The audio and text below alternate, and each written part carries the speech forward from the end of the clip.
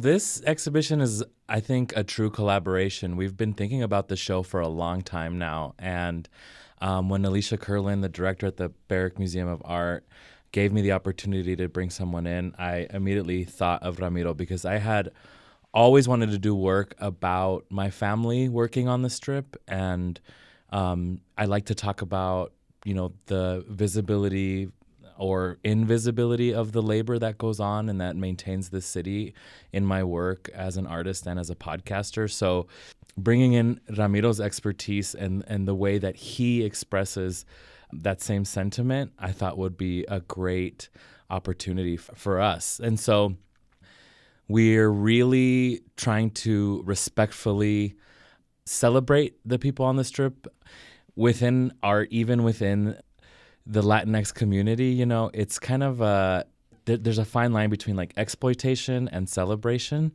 So we want to take this opportunity to really make the show about us. And I think that's how we're able to make it a more honest experience. So childhood memories, relating it to our families and actual experiences here in Las Vegas. You can interpret the title however you want.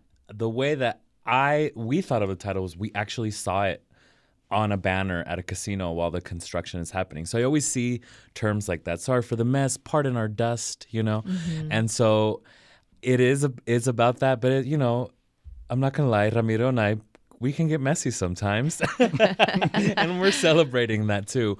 But it's this idea that I'm kind of obsessed with of like the visibility of labor, but of cleaning or of maintenance. And usually the bougier the casino is, the less like you see trash cans they want you to keep you in that fantasy space, right? So our show kind of flips that around. All of the things that you're not supposed to see, the cardboard on the ground, the drywall, the stucco laying around, things in process, those are going to be highly visible in our show. So I think it's interesting because for me, it really does grow off of what Justin was mentioning, that idea, the insincerity of it all when somebody says, sorry for the mess, sorry for my mess, and at the casino, especially when there's a lot of people coming in and drinking and getting really wasted, and the fantasy that Vegas is for a lot of people that come in and just say, we're letting it all go. Yeah. We're hanging it loose. We're creating this scenario at one point in the city, but at the same time, with those of us like his family members that have to maintain it and clean it. And my own mother who cleans at a school in a similar way, but not obviously as crazy drunks. I think the labor that then goes into it, the idea that somebody can just casually say, I'm going to mess everything up, but then there's somebody that's going to always clean it, is very much where that title really grew from. So we were thinking of the Marjorie Barrick Museum as almost like a set for a children's television show. A lot of my work is inspired by Mr. Rogers' Neighborhood and Sesame Street. And Ramiro also has that connection in a lot of his work. So I guess interpreting pop culture in his own way. So we both really related to kids shows. So that's kind of our focus.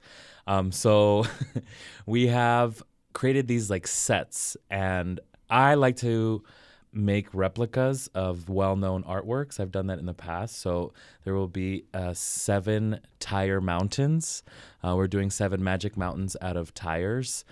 I have also recreated one of the matriarch dolphin at the Dolphin Habitat Duchess at the Mirage, but she'll be floating in a white frame in like a tank, much like the Damien Hirst that's at the Palms right now.